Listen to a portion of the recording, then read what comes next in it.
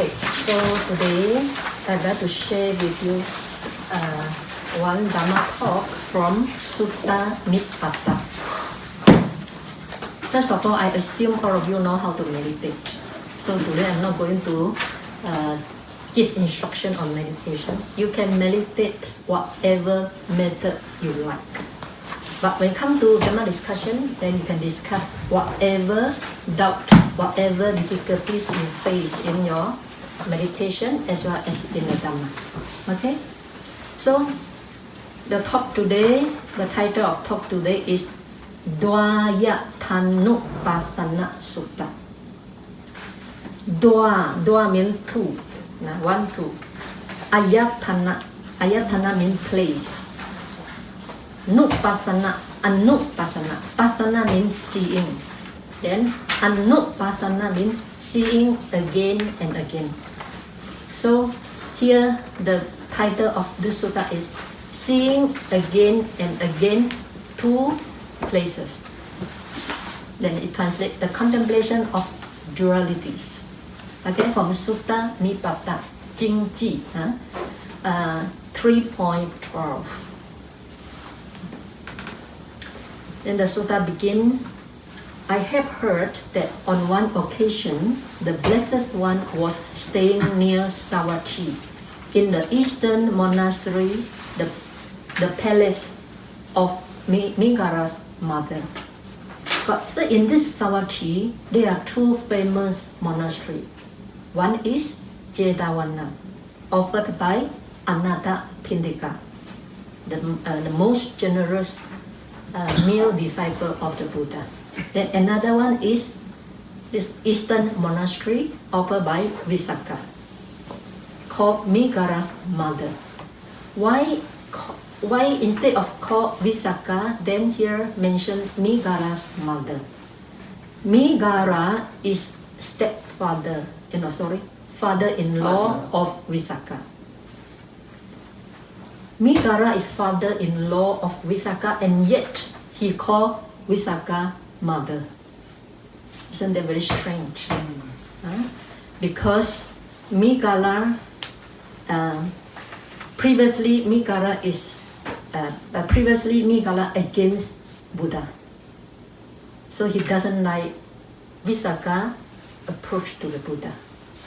But somehow with the Visakha's skillfulness, that Migara was converted into Buddhism and become Sotapan Arya. So to him is the highest blessing in his life. And all this is due to Visakha's effort and her intelligence. Therefore, although Migara is a father-in-law of Visakha, but he respected Visakha very much and called her mother. Instead of daughter-in-law, they call her mother. Okay? So now on that occasion, the Uposatha day of the 15th, the full moon night. So in the tradition Buddha, in the tradition Theravada Buddhism, Uposatha, we have 1 month, there are 2 Uposatha days, some are 4. Uposatha day, one is first moon. The second one is 15th moon. So, on these 2 days, all the monks will gather together to recite Patimokkha. And all the lay disciples will go to monastery and take the 8 precepts and stay in the monastery, meditating, listen to the talk until next day morning, go back. So this very tradition practiced in all Buddhist countries, including Thailand, Burma, Sri Lanka, and so on. So Uposatha day for Buddhists is considered blessed day. Okay. So now in the 15th, the full moon night, the Blessed One was sitting in the open air, surrounded by the community of monks. Surveying the silent community of monks, he addressed them.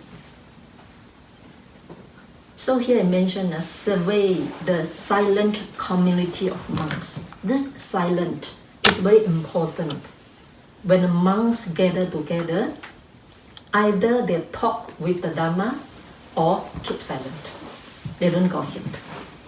So here silent is what Buddha emphasized most during the gathering. You want to talk Dhamma, otherwise keep silent. This is a practice of monk. Okay. Then the Buddha addressed the monks.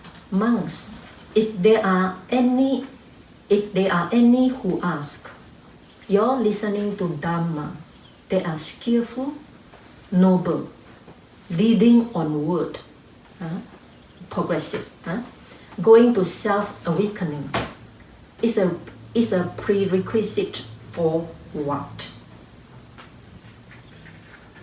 They should be told for the sake of knowing qualities of dualities as they actually are.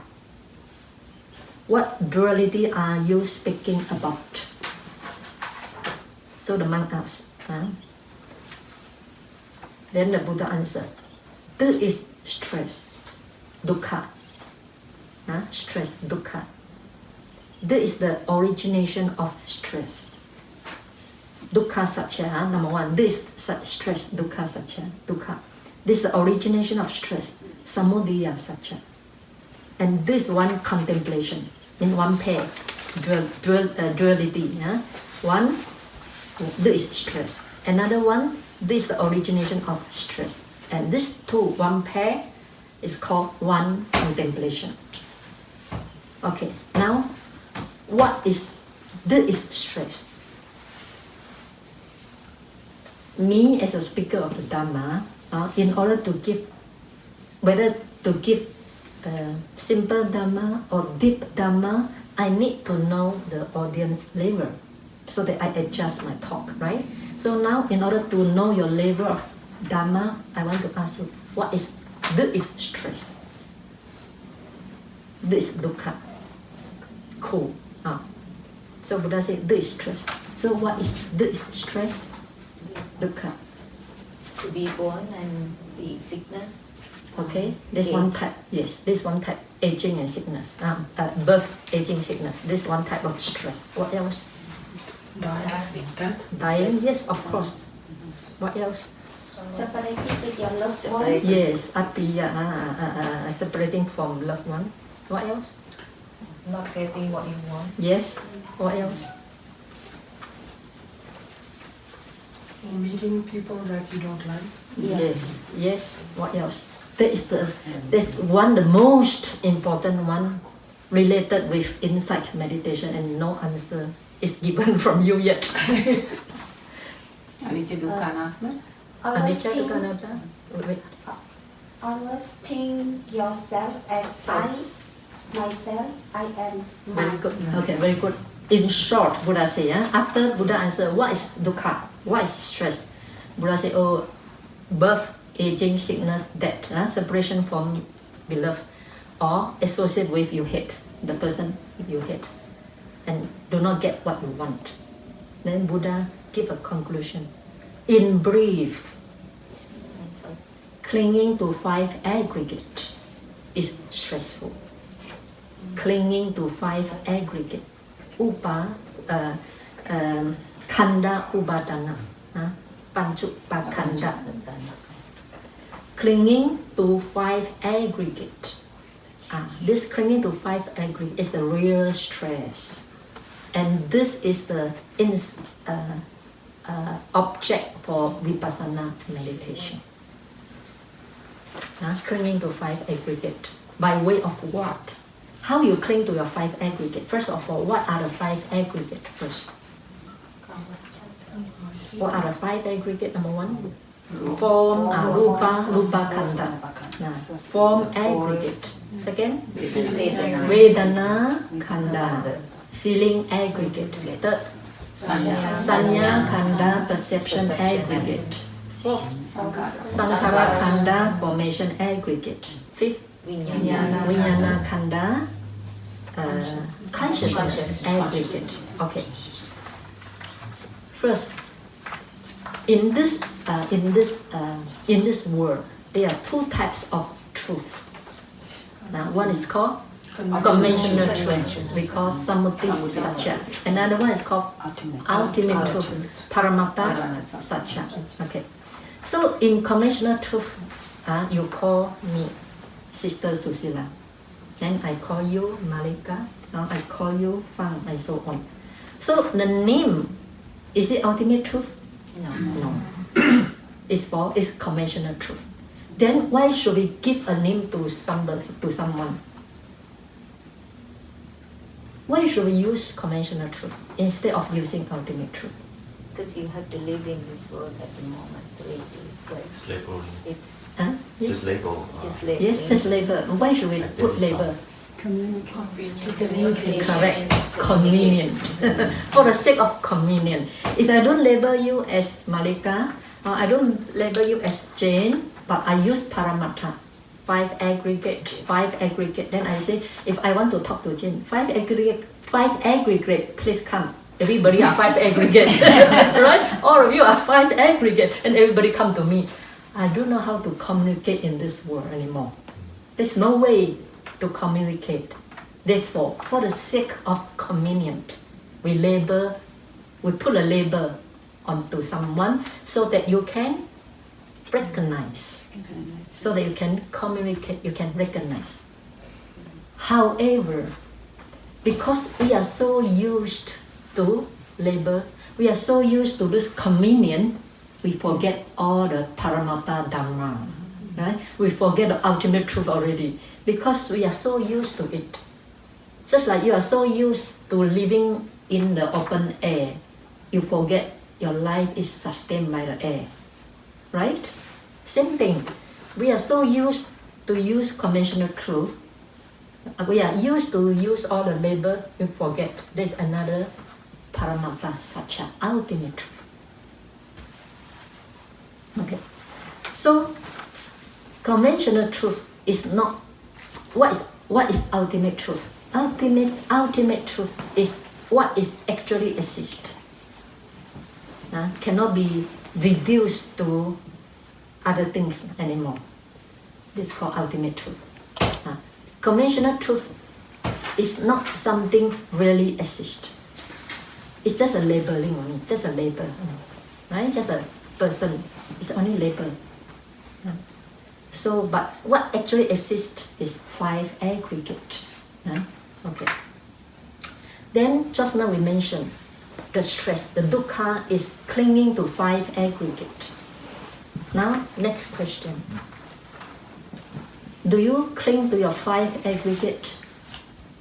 Or in other words, 5 aggregate means a person, a self, or mind and body. Okay?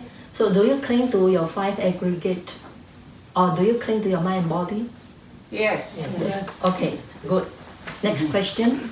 By way of what? From the 6 senses. Yes. By way of what you cling to your 5 aggregate, or how you cling to your 5 aggregate. Yes, very good. First, tanha. We cling to 5 aggregate as mind, by way of craving, tanha, right? My eyes, my feeling, my pleasant feelings, my body, right? My 6 sense, all these are form aggregate. My 5 sense door are form aggregate. My body is form aggregate. So I cling to my body as mine. It belongs, the body belongs to me. This is called by way of craving. Possessive, very possessive. So we cling to the 5 aggregate by way of craving, possessive, called tanha in Pali. This is one way of clinging. Okay? Second way of clinging? Ditti, yes. We cling to the 5 aggregate by way of identity view, by way of personality view, by way of sakkaya ditti, wrong view of self, wrong view of having a permanent self. So we cling to the body as myself, right? We cling to the body as myself. So when the body die, you say I die, because you identify body as a self. This is called ditti, wrong view. Or you clinging to your pleasant feeling, unpleasant feeling, dukkha vedana, sukha vedana, adukkhama sukha vedana. 3 types of feeling. You cling to them as my feeling as myself. That's why you say I feel painful, I feel pleasant. So you think the feeling as yourself. This is called sakkaya ditthi, wrong view of self. Okay, last one. Mana, yes, mana, by way of conceit. I am superior than you. I am more intelligent than you. Or I am poorer than you. Also mana. Mana can be in the form. There can be 3 types of mana. There are 3 types of mana. One is superiority. I am superior than you. It's also mana. The second one, I'm equal. I'm equal with you. Why should I listen to you? We are equal. This is also mana. The third one, I am inferior than you. Also mana. So 3 types of mana. So we cling to mind and body by way of conceit. We call mana. So this is how we cling to the 5 aggregate. Okay. So if you cling, let's say, if you cling to your pleasant feeling, if you cling to your pleasant feeling by way of craving, my pleasant feeling, when this pleasant feeling disappeared, will you feel stressful? Yes or no? Yes. For example, your beloved son, Yeah. separation from your beloved son, then your pleasant feeling gone with his departure or her departure, your pleasant feeling gone. Do you feel stressful? Yes. That's why Buddha said, there is stress. There is stress. So what is the stress? Clinging. Yeah. Clinging, tanha. Okay. And then another one, if you say I, you're clinging body as I. So when the body falls sick, do you feel stressful? Yes. So why you feel stressful? Because you cling to the body as I. You love yourself so much. Now this I sick already. Of course you feel stressful, right? Now suppose you lost all your property. Now you become poor, not as rich as before. Do you feel stressful? Yeah. Why? Because you cling to your property as mine, as I'm richer than others, as conceit as well. Previously I'm powerful, influential. Now I have no power, so I feel so stressful now. So all this stress come from where? Come from clinging, craving, ditthi, wrong view, conceit. To what? Craving, tanha, wrong view, sakkaya ditthi, and mana, conceit. These 3 also under clinging. Clinging to what? Yes, to 5 aggregates. So you see my style of teaching. I keep on lead you to see this aspect, that aspect, then come back to the original. So how I put my knowledge into your mind, so that stick. Okay? If I just simply talk, soon you forget. So I got to explain in many different ways, so that it go deep into your consciousness. Okay. So if I add now, the Buddha say, one contemplation, there is stress. I assume you are able to answer now, right? What there is stress? First you say aging, birth, aging, sickness, death, sorrow, lamentation, and so on. Then, in short, 5 aggregate of clinging.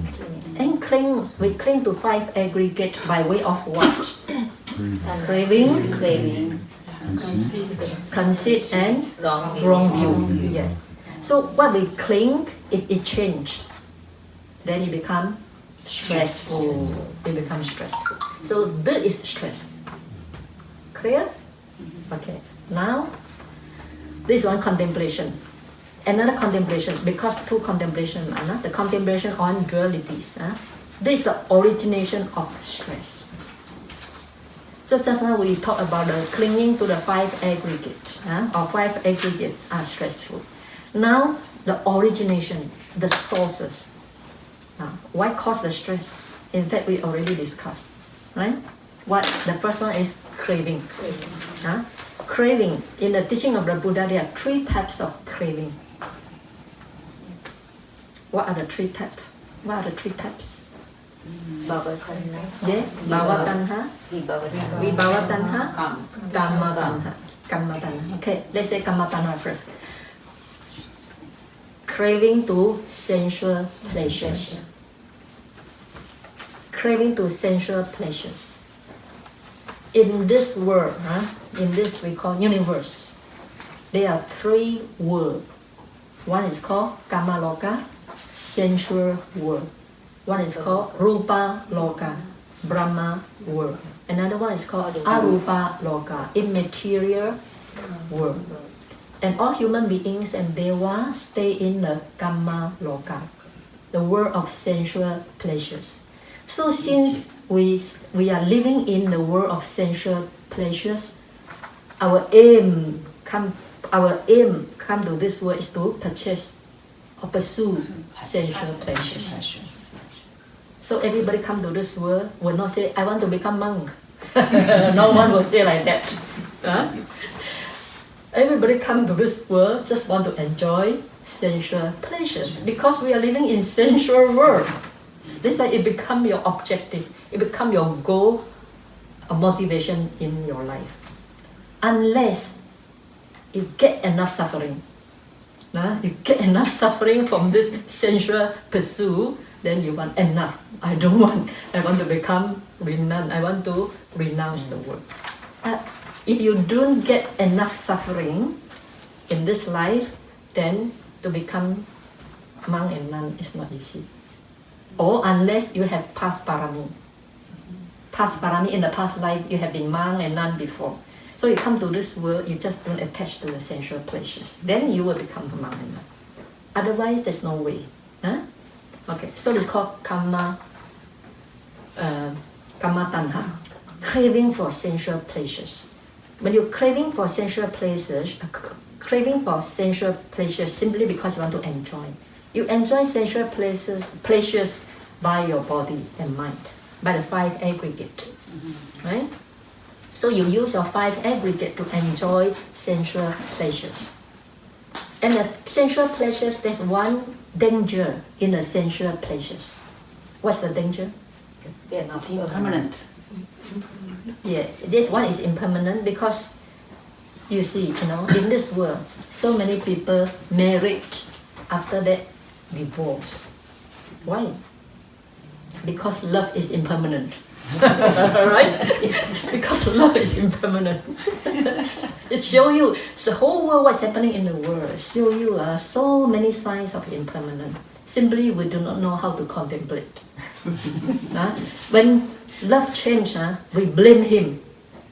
Previously you loved me so much, now you change. Now your mind changed. If your husband or wife question you like that, you should answer her or him. Don't you understand impermanence? You should answer them. Don't you understand impermanence? How can I love you forever? This is not possible. So be realistic, right? Be realistic. Your love to your husband or the love of husband to you will not permanent. You've got to be realistic and accept it. Okay? Otherwise you will go mad. Otherwise you will become more and more stressful because you are expecting something which is not real. Not real. Impermanent is not real. No, permanent is not real. Right? Permanent is not real. So this is how the Dhamma help you. Right? When you become a Buddhist, you understand what's impermanent. You understand what is cause and effect. You understand what's not real, then you can let go very easily without much stress. Without much stressful like those who have not learned Dhamma. And if you have learned the Dhamma and yet still behave like what other people behave, then we only say you learn Dhamma only theoretically. don't know how to put into practice. Okay? So, karma, censure, censure pleasure is impermanent. Yeah? So, this is a danger in it. Then another danger in the sensual pleasures is you become more and more addicted. The more you enjoy sensual pleasures, the more you become addicted. And the more you become addicted, the more you enjoy. Then, as a result, you suffer more, and as a result, you become a greed temperament. You know, some people have anger temperament, delusion temperament, greed temperament, right? And because every time you enjoy, then the greed become more and more, and then the Dhamma become far away from you. Because Dhamma is for one who is contented. Dhamma is for one who is contented, not for one who is greedy. So from time to time, you check your mind. Am I become more greedy? If yes, I'm far away from Dhamma. I have learned the Dhamma. I should become more and more contented. How can I become more and more greedy? So check yourself. Okay. So the second tanha is what? Vibhava tanha. Second tanha is bhava tanha. Bhava tanha, craving for assistance. Craving for assistance can be very powerful one. Very, very powerful. I give you an example. Suppose one day, you walk on the, let's say you walk into the jungle trail.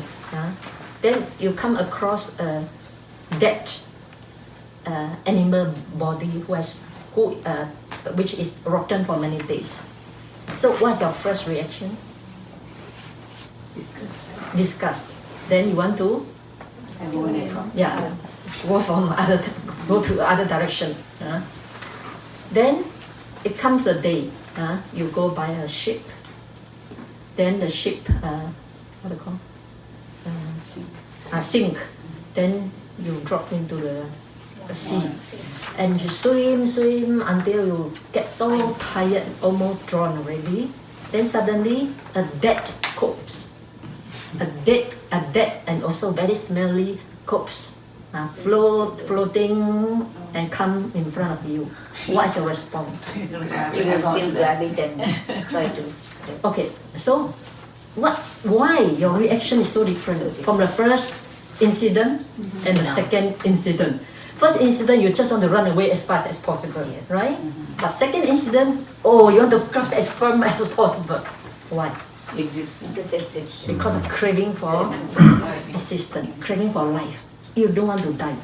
No matter how smelly, how bad the corpse was. You just want to grasp it firmly, as firm as possible in order to survive. This example just to show you, craving for existence can be very, very strong and deep-rooted in our heart. And because of craving for existence, when Buddha talked about cessation of suffering, then many people get frightened. When Buddha talked about cessation, people think it's annihilation. Vibhava, think annihilation. They get so frightened. Why they get so frightened?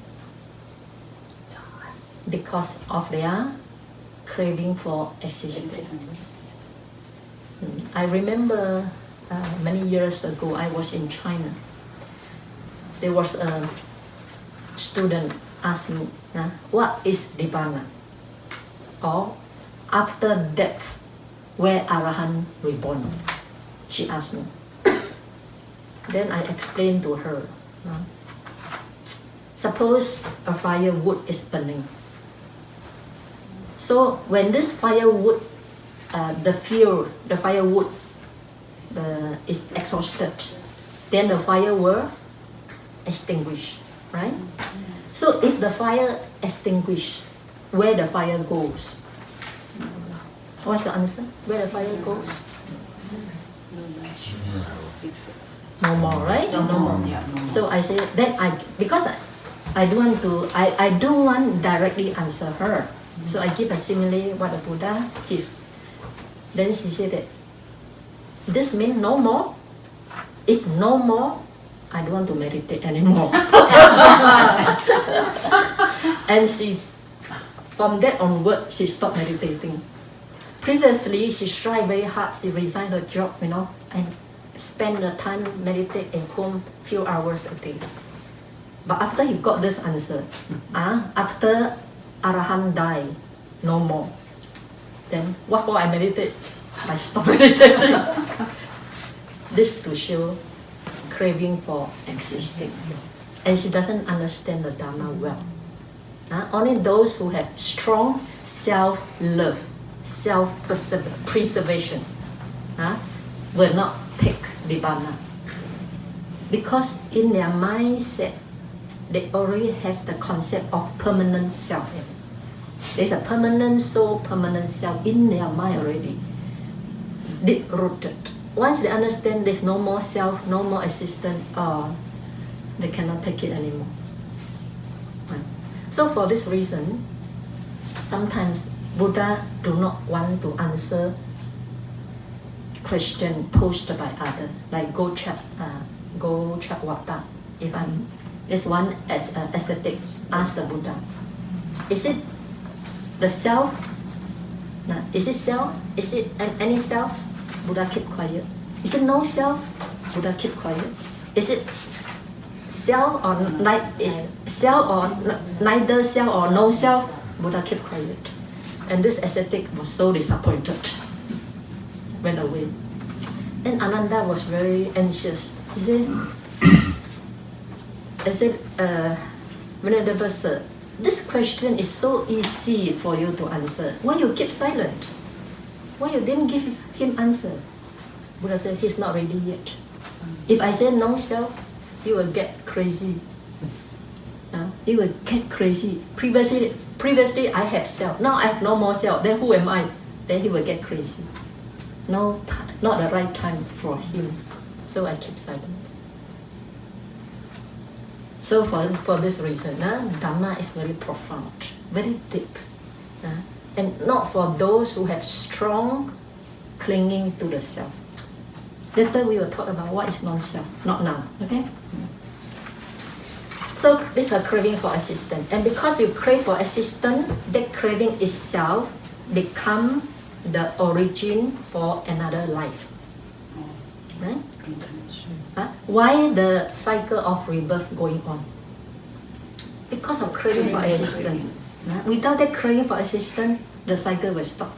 And because of craving for assistance, you want to reborn again and again. Therefore, the cycle of rebirth has to go on. Okay? And the third one is Vibhava Tanha. Vibhava Tanha means craving for non-existence. This craving for non-existence is different from Nibbana. Okay? In Nibbana, there is no self. Craving for non-existence is assuming there is self annihilated after death. It's a wrong view. Nibbana, when we talk about Dhamma, there's no self. Only Paramattha Dhamma. Only Buddha say. Buddha say one very, very important statement. He said that both formerly and now, what I declare is suffering and cessation of suffering. 苦跟苦的熄灭. In this suffering and cessation of suffering, there's not a permanent self undergo that. There's no permanent self. It's just a phenomena, arising and passing away. Therefore, both formerly and now, what I declare is suffering and cessation of suffering.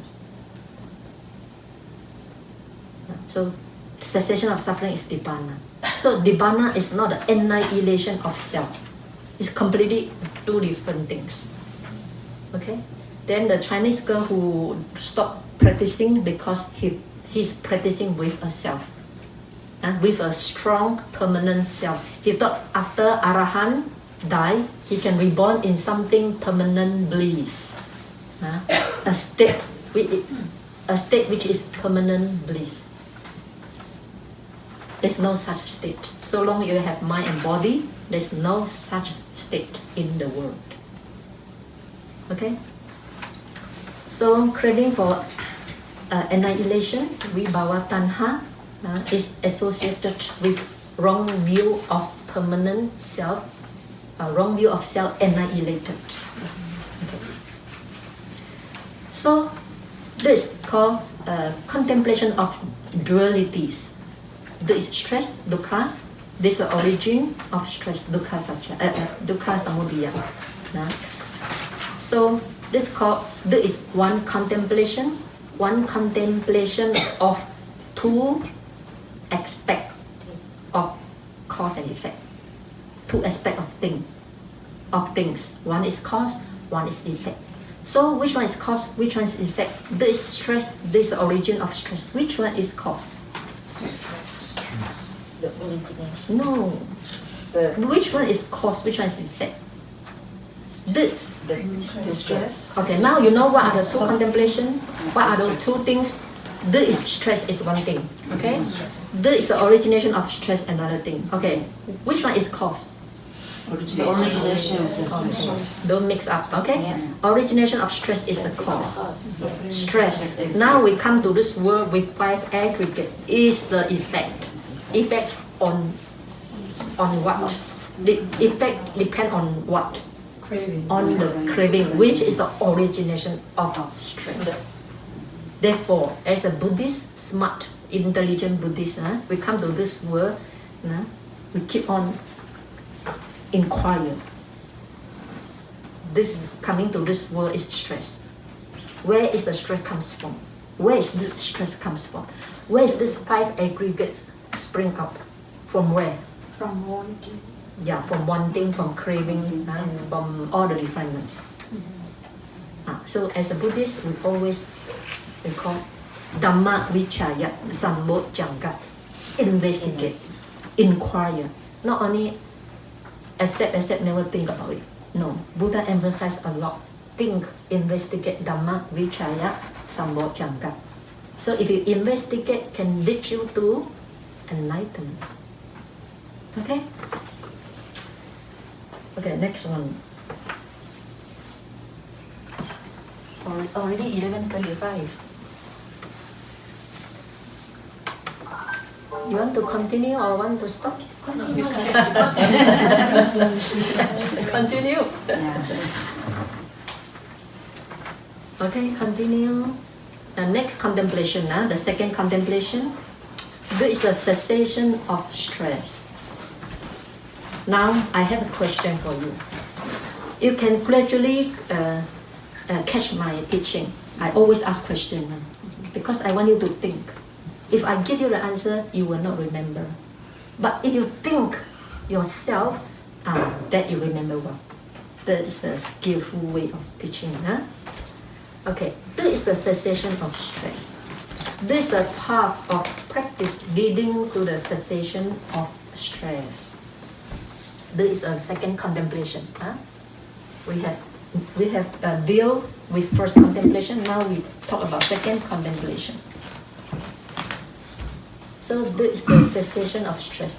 What is the cessation of stress? Nibbana. Okay. Or can you give me another meaning from what you understand the first contemplation? If you understand the first contemplation well, you should be able to answer the second contemplation. This is the cessation of stress.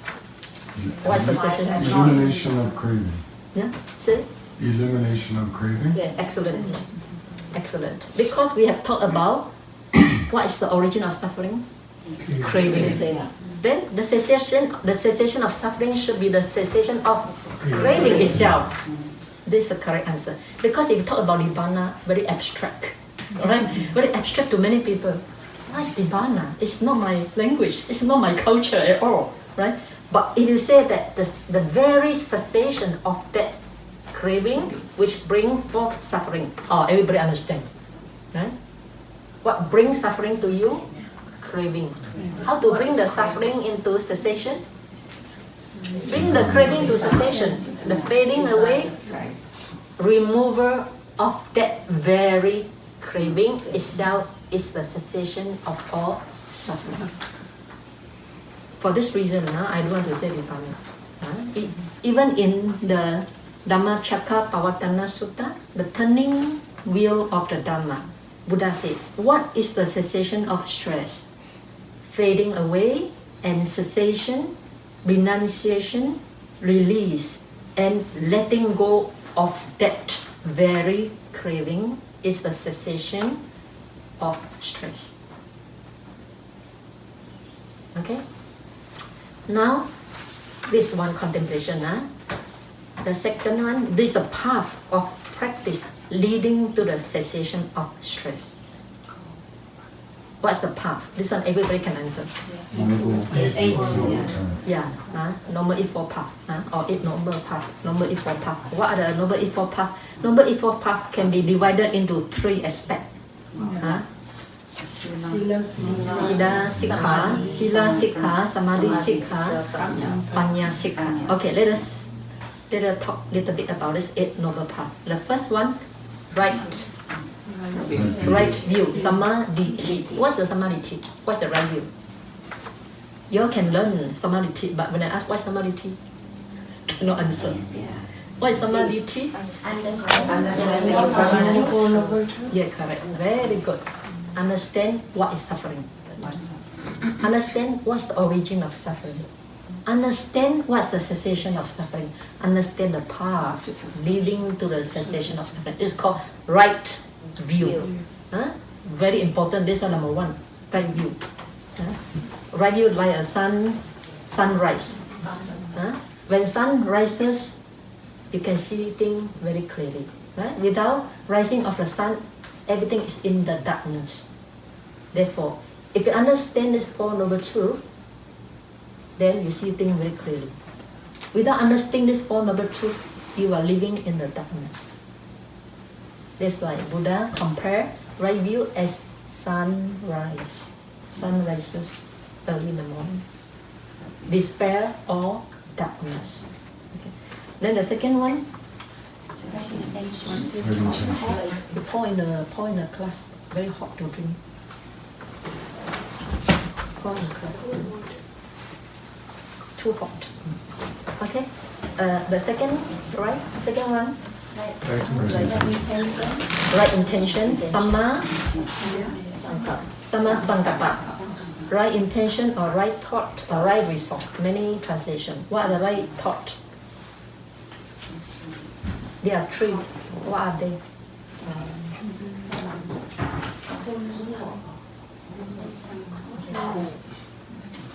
Cannot answer. Sri Lankan has good Dhamma knowledge.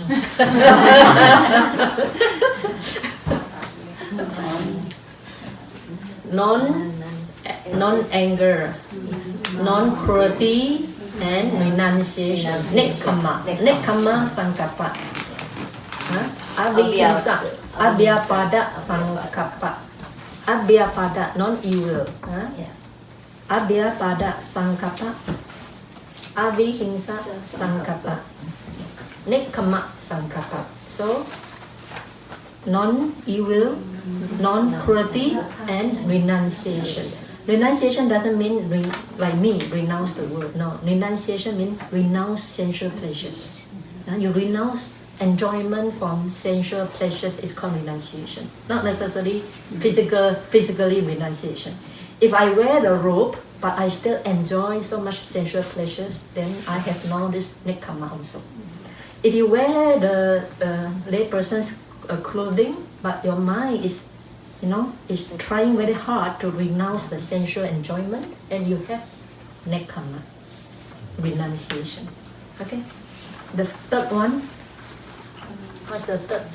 Samma Sati, Samma Sankappa, Samma Vacha. Right speech. Right speech, there are five. Four. Abstain from musawada, telling lies. Abstain from backbiting. Abstain from frivolous talk. Talk has no meaning. Then last one, abstain from harsh speech. That's called Samma Vacha. Now, then Samma Sankappa, Samma Vacha, Samma Kammanta. Right action. Abstain from killing, abstain from stealing, abstain from sexual misconduct. Some people add one more, abstain from taking alcohol that make your mind very negligent. Okay. Then the last one, Samma Ajiva. Samma Ajiva, right livelihood. That's also very important, right livelihood. Your livelihood should not involve in killing or selling weapon, or selling drugs to poison people, or selling another one, intoxicants, and or dealing with selling people, like sell slave to other country. This is also not the right livelihood. Okay. So number 6, Samma Vayama. Right effort. What the right effort? Effort to abandon the unwholesome thought. Yeah. Okay. First, no. Effort to prevent unwholesome thought from arising. Effort doesn't mean that only sit meditation, you know. If you sit meditation but you keep on thinking unwholesome thing, then there's no right effort. So effort doesn't mean only meditation, having effort in the meditation. No, it doesn't mean that. Effort in the meditation is called physical effort. But the right effort is effort to prevent the unwholesome thought from arising. Otherwise, our mind sometimes think of bad thing, right? Why the mind think of bad thing? Why? Do you have a day now in a day? Do you sometimes the mind simply think of something bad? Yes or no? Yes. Why? Ignorance. Ignorant kilesa, yes, but this is the root cause, not the near cause. When we talk about causes, we got root cause, we got near cause. What's the near cause? Yes, because your mind is not anchored on one object. You let loose the mind. When your mind does not anchor on one object, let's say breath or bodily posture or metta or any meditation subject. If your mind does not anchor on one meditation subject, the nature of the mind, we must understand the nature of the mind is restless. And inside that restless, you can have unskillful thought. So this is called nature of the mind. Therefore, Buddha say in Dhammapada, mind delight in evil. It's the nature of the mind. Therefore, we need to train our mind, to make our mind strong. The nature of the mind is very weak. It delight in evil. So without anger our mind on one subject, then the mind is let loose, then it go everywhere he want. Daydreaming or think of something harmful, think of something not conducive to welfare of oneself or others. So this is the near cause. We call Indriya Samvara Sila.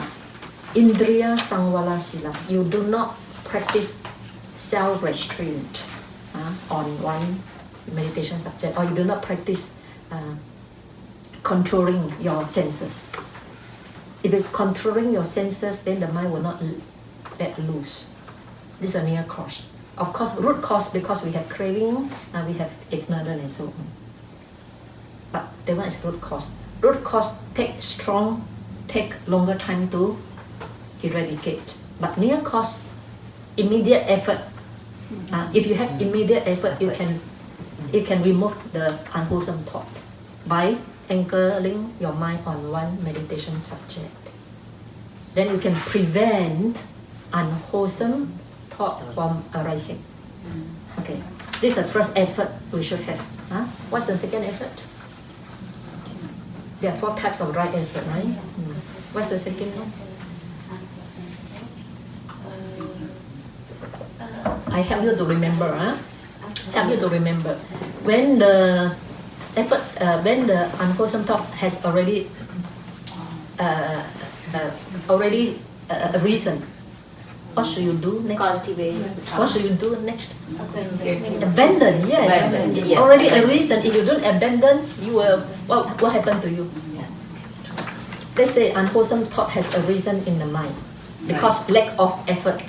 Samma vayama, lack of samma vayama, right effort. Then unwholesome thought has a reason. Then what's the second right effort you should have? Get rid of them. Get rid of it. It's called. Some people have no right effort one. When they have the mind indulge in sensual pleasures, they keep on thinking, keep on daydreaming until 1 hour. This is called no right effort, right? No right effort to stop, to abandon that unwholesome thought, which has already a reason.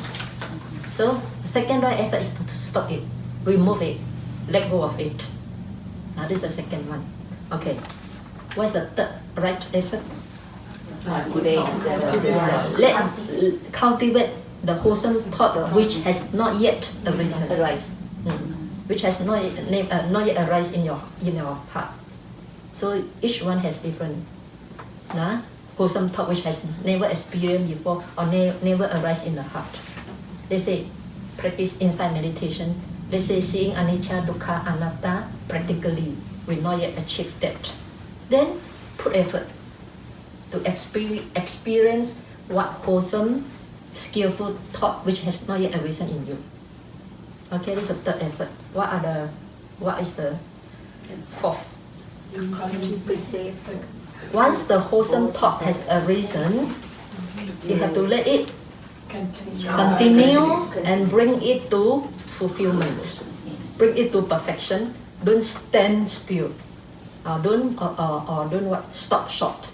Stop short, never move again. Once arise, you stop short, never move again. Then all your wholesome thought does not go to fulfillment. So these are the 4 right effort. And this right effort, Buddha said, right effort is the basic for all achievement. You know Dhamma is good. You know meditation is good, but never move. No effort to move. Then no achievement. Therefore Buddha said, right effort is the basic for all achievement. Without effort, you will not have mindfulness. Without effort, you will not have samadhi. Without effort, you will have no panya. You will not have panya and sukha. Okay? The next, the seven. What's the 7? Samasati. Samasati, there are 4 types of samasati. According to Satipatthana Sutta. Yeah, Kayanupassana, Satipatthana, contemplation of body. Contemplation on your feeling. But Cittanupassana, contemplation on different state of mind. Angry mind, lustful mind, jealousy mind, lazy mind, restless mind, concentrated mind, and so on. Contemplate on different states of mind. It's called Cittanupassana Satipatthana. And this Cittanupassana Satipatthana is one of my peculiar teaching. I like to teach this subject very, very much. However, this subject is a bit too profound for beginners. So I will keep until before I leave, I will share with you. Okay? Then Dhammanupassana, including 4 noble truths, 5 aggregates, 7 factors of enlightenment, and so on. Okay. So all these are subject. Kaya, body, feeling, and citta or different type of Dhamma are the subjects for you to build your mindfulness. Therefore, we call right mindfulness. When you say you have no mindful, you are not mindful. You are not mindful. You are not mindful of what? Of what? Can be you are not mindful of your body. You are not mindful of your feelings. You are not mindful of your mind. You are not mindful of different Dhamma. So whenever people say you are not mindful, you should think, I'm not mindful of what? Then the answer will come to you. Okay? It's called 4 foundations of mindfulness. They are the foundation. Kaya, body, feeling, mind, and Dhamma are the foundation for you to build up your mindfulness. So if you're mindful, then your mindfulness becomes stronger, sharper. You know what's going on in your mind. And then any unwholesome thought arises, you immediately know. Then you can cut it, remove it. Not prolong it, but remove it. Then it can cut the unwholesome thought as fast, as quick as possible. Then you don't perform mano karma. You don't perform mental karma. Okay, this is called mindfulness. Must train the mindfulness to be fast, alert, not sluggish. Okay. The last one, Sama Samadhi. Sama Samadhi can be Upachara Samadhi, Appana Samadhi. There are 2 types of Samadhi, or 3 types. We call Kanika Samadhi, momentary Samadhi. And the second one is Upachara Samadhi, neighborhood Samadhi. The third one is Appana Samadhi, absorption, concentration. So this is called Sama Samadhi. So this is the path, the Noble Eightfold Path. The path of practice leading to the cessation of stress. Okay, among these 2, which one is cause, which one is effect? Cause is the path. Yeah, the path is the cause. Yeah. Then when you walk the path to the fullness, you reach the end, which is the effect, cessation of all suffering. So this is second contemplation. Okay, so for a monk, rightly contemplating this duality in this way. So here we have 2 duality. What are the first one? This is stress. This is the origin of the stress. This is called one contemplation. The second,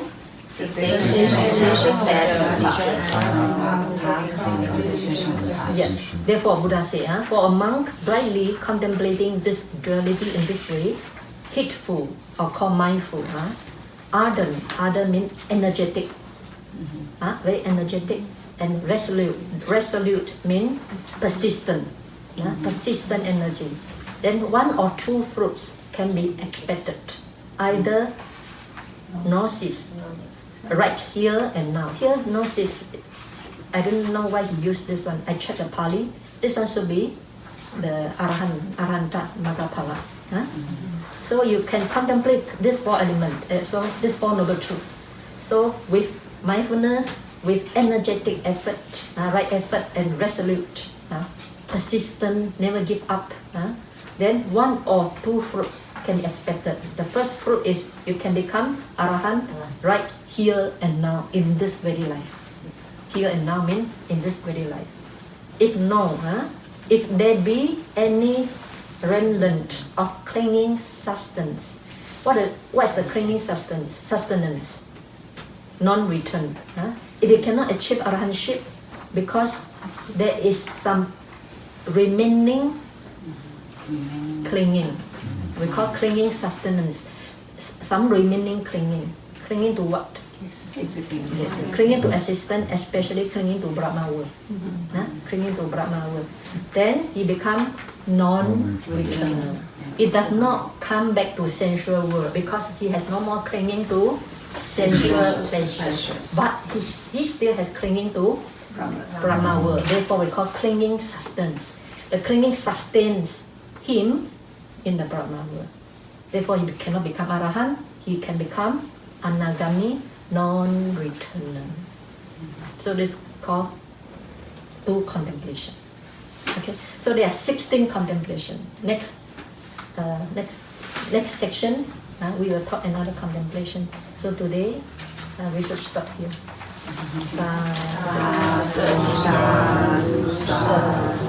Okay. So if you have any question, the last section, 4 p.m. is question and answer. You can pose the question. Now we don't have time. We have to offer the lunch time now.